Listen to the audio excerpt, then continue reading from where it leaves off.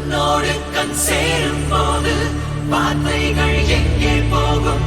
கண்ணே உன் முன்னே வந்தால் என் நெஞ்சும் குழந்தையாகும்.